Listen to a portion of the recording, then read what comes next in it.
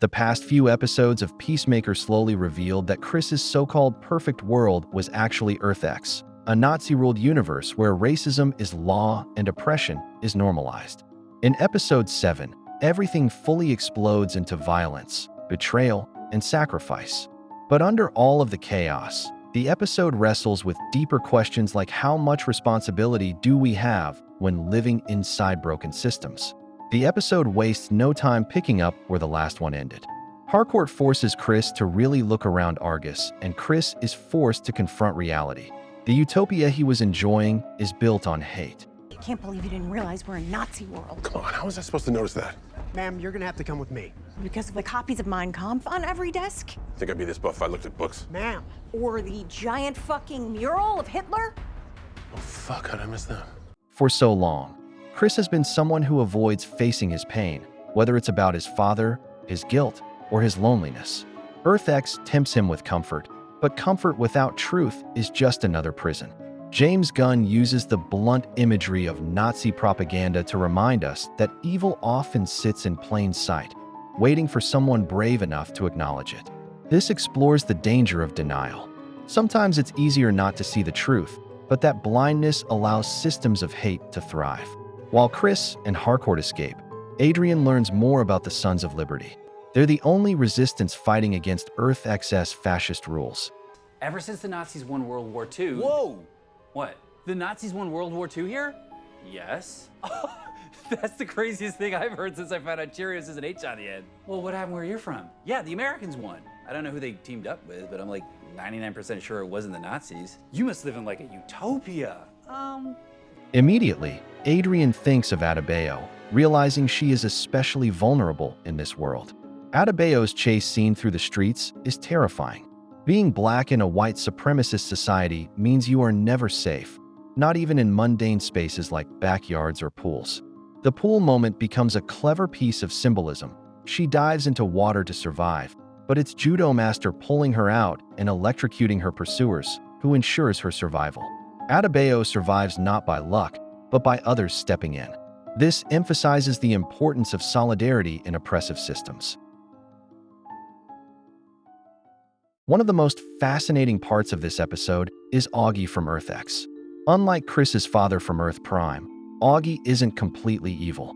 He admits he doesn't support everything happening in Earth-X, but chooses to fix what he can and ignore the rest. This is one of the darkest commentaries of the episode.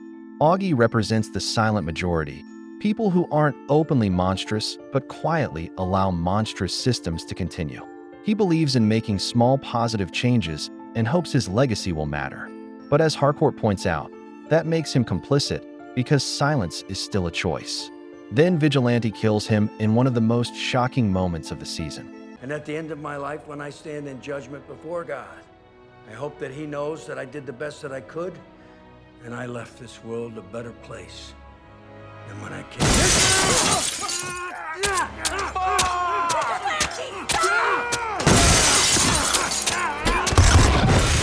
This scene underlines the illusion of neutrality. Pretending to stand outside of hate is itself a form of enabling it. Judomaster continues to surprise. Once an enemy, he proves himself again as a loyal protector, saving Adebayo and joining the group's fight. He becomes a figure of redemption, showing that people can change sides when they recognize greater evils. Followed Peacemaker into this dimension, got trapped. You know the codes get back out? I guess I should, but no. People with me do. Why'd you save me? Didn't seem like a fair fight. Thanks. Vigilante, on the other hand, remains unpredictable.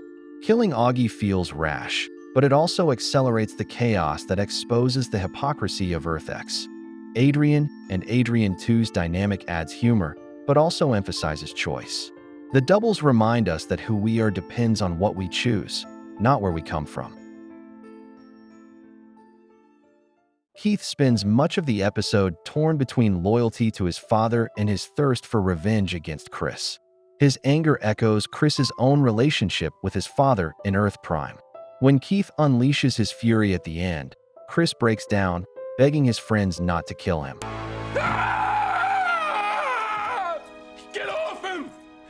Please.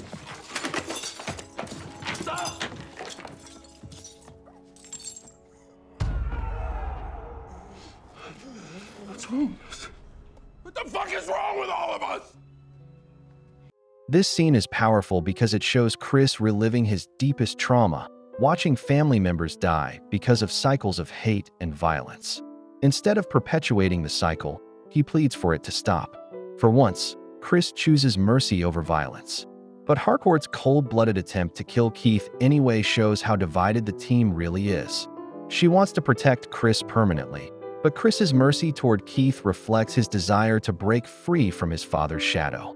The ending is bittersweet. After all the bloodshed, Chris doesn't fight Rick Sr. when Argus arrives. Instead, he hands over the portal opening device and clears his friends' names. That's what you're looking for. The rest of them, all of them, came and got me and convinced me to give it to you. Chris. That your take on it, Rip? Yeah. For once, Chris takes responsibility. This is Chris finally embracing what Peacemaker has always been about, a man trying to live up to his name.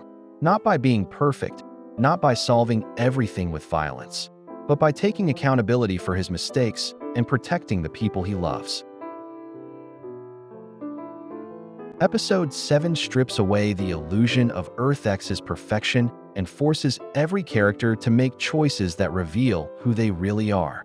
This is a commentary on our own world, about racism, complicity, and the moral courage it takes to face the truth.